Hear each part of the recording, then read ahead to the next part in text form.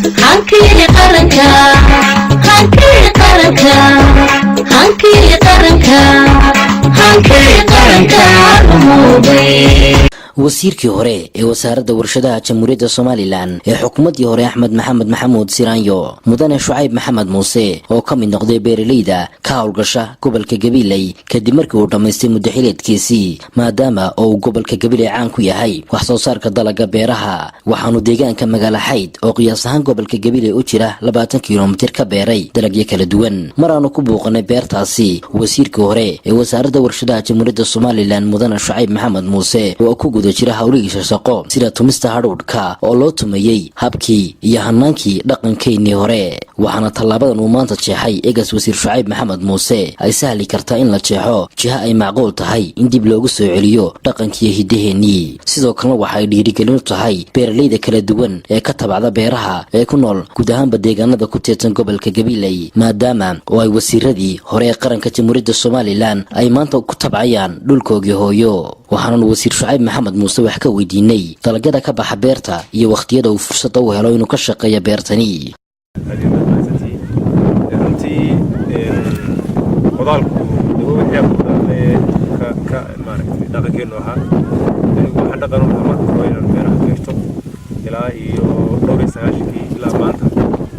dalagga noocyadiisa kala duwan hadii tahay hadhuudhka iminka aynu tumi doono iyo kuwa kale dhinacyada inaga xigeen hadda shaqadiisu socoto waan ilaa 19 ilaa maanta mar aan ka joogsan beeraha ku jirin runtii sasan beeraha u qodan jiray deewaana wax tacab wax la beer deewaan la isticmaalna waxa beerta ugu wanaagsan anigu waanu beeray reer Soomaaliland baan u beeray waxaan jeclaan lahaa way ka fitamiin badan tahay in hadhuudhka ninkii hadhuudh doonaya waa ninkii galey doonaya waa bixinaa ninkii doonaya digir way taallaa iyada ninkii kale doonaya Laabsa Maxamed Baxshi heeda loo jiray diyaar marka shan wax soo saaro kala duwan baa meeshan yaala waxa dadkeeni cunto dibadda laga keeno buu suugaynay inaan qaadana siyaasadda madaxweynaha xagga raajinka marka sidoo kama inta badan de weynagii dhisnay xisbiga madaxweynaheena musharaxa xisbiga Xubin Musabiix marka shaqada qaranka haysana shaqada qaranka wadaysa marka kalena waxa uu gacan banaanaysa hawlaha gaarka ah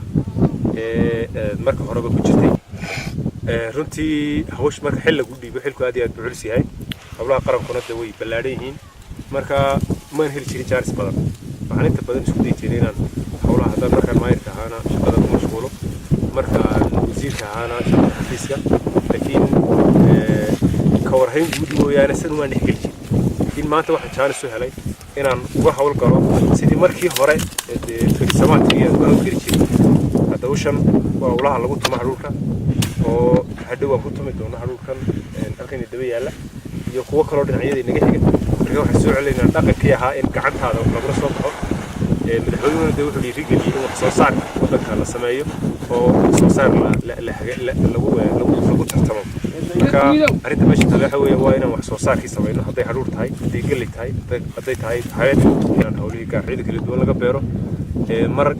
ganacsiyo kale ayaan ku mashquulsanahay mid laga baxa male oo ku jirayna beerahana waan qodanayna waan iswaafajinayna marka loo xoolo dhaqatayna xoolo waa dhaqayna beeraha waa qodanayna siyaasadana waan ku jirayna waxa weeyaan mushkiladdu waxa weeyaan inaanay ku noqonin siyaasaddu wax u shaqeysa inaanay noqonin loo baahan yahay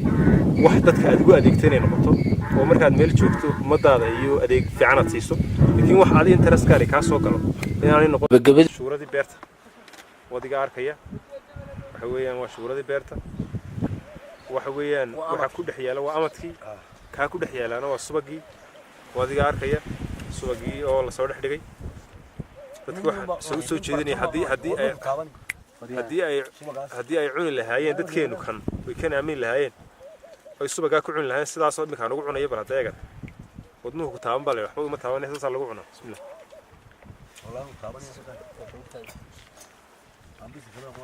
si kastaba ha ahaatee tallaabadan uu maanta qaaday wasiirka hore wasaaradda warshadaha jamhuuriyadda Soomaaliland Shucayb Maxamed Muuse ayaa ku soo beegmaysa waqti uu madaxweynaha qaranka jamhuuriyadda Soomaaliland mudane Muuse Biixi Cabdi Xildhiid oo ahmiyadda siiyay in qaranka jamhuuriyadda Soomaaliland wax laga soo baxo waa Yalna Xaji warbaahinta qaranka magaalada Gabiley ee xarunta gobolka Gabiley.